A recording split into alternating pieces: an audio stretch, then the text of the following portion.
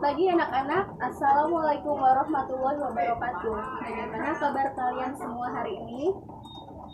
Sebelum kita memulai kelas pada pagi hari ini, sebaiknya kita memulai dengan berdoa menurut agama dan kepercayaan masing-masing. Apakah ada yang tidak masuk? Oh, nihil ya. Baik, anak-anak ibu rajin semua ya. Sebelum kita memulai materi pada hari ini, ada baiknya kalian lihat dulu sampah-sampah di sekitar kalian, karena kita harus menjaga kebersihan. Kebersihan itu sebagian dari iman, apalagi sekarang kita harus menjaga kebersihan karena sekarang musim sakit wabah corona COVID-19. Anak-anak semuanya, minggu kemarin Ibu sudah menjelaskan materi tentang politik militer Indonesia pada masa pendudukan Jepang. Nah, di akhir pelajaran minggu kemarin, Ibu menyuruh kalian untuk membaca tentang pendidikan Indonesia pada masa pendudukan Jepang. Nah, pada hari ini kita akan membahas materi tersebut. Tetapi sebelum kita memulai materi tersebut, kalian harus menonton video yang Ibu buat ini.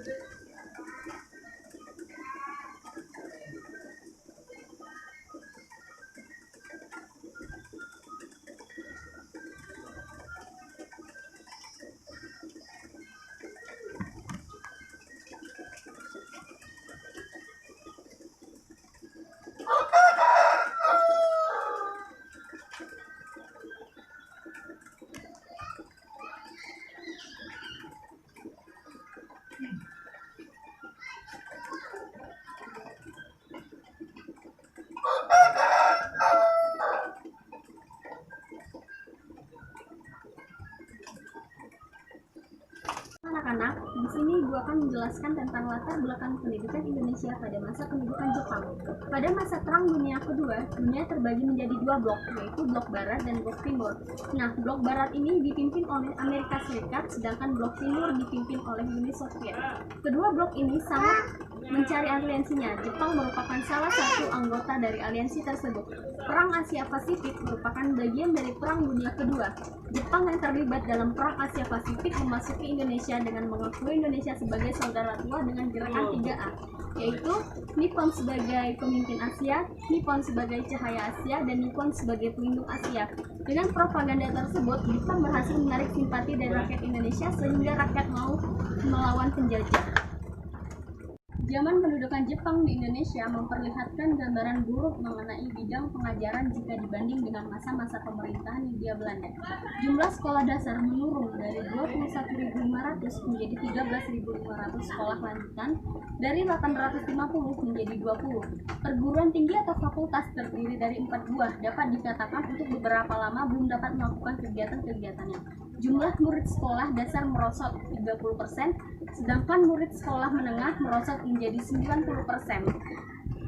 Guru-guru sekolah dasar berkurang menjadi 35%, sedangkan guru sekolah menengah yang aktif tinggal 5%. Angka buta huruf tinggi sekali, walaupun memang ada di sana-sini. Dilakukan usaha-usaha untuk pemberantasan buta huruf. Muatan kurikulum yang diajaran pun sudah sangat terbatas. Ibu menjelaskan tentang latar belakang tadi. Jika ada poin-poin yang penting, silahkan kalian catat di buku kalian masing-masing. Nah, adapun kebijakan dari pendidikan Indonesia pada masa pendudukan Jepang. Yang pertama, menata kembali pendidikan berdasarkan keseragaman dan persamaan untuk semua kelompok. Yang kedua, menghapus secara sistematis pengaruh Belanda dari sekolah-sekolah dan menjadikan unsur Indonesia sebagai landasan utama. Yang ketiga, bahasa Indonesia dijadikan mata pelajaran utama sekaligus bahasa pengantar.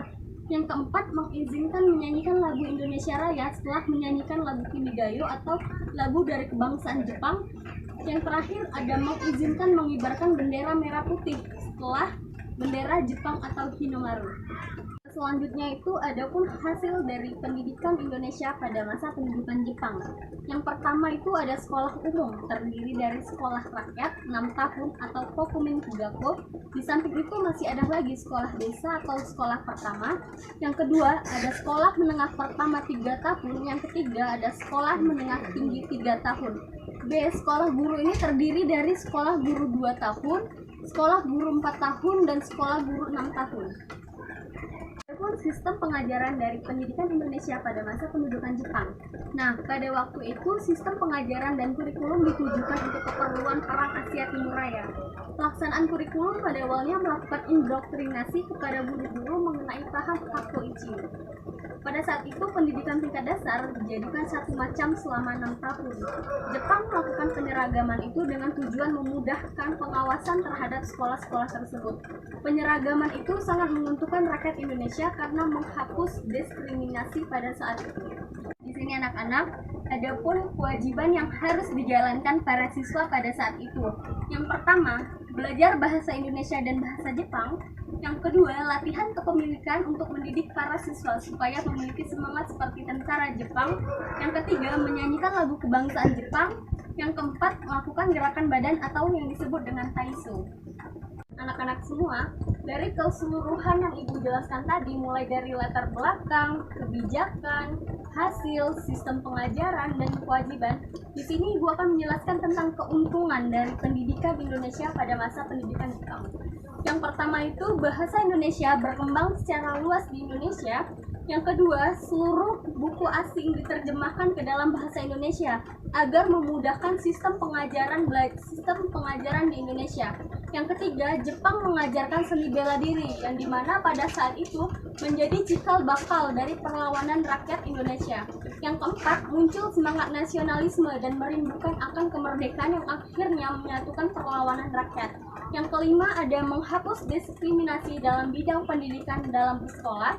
Dan terakhir itu semua sekolah diseragamkan. Anak-anak semua, dari pemahaman yang Ibu beri tadi, apakah ada yang ingin kalian tanyakan atau kalian ingin mempresentasikan apa yang kalian dapat dari pemikiran kalian? Baik, jika tidak ada yang ingin memberikan paparan, berarti kalian paham semua ya. Nah, di sini Ibu akan membagikan kalian tugas. Tugasnya sudah Ibu kirim lewat via grup WA.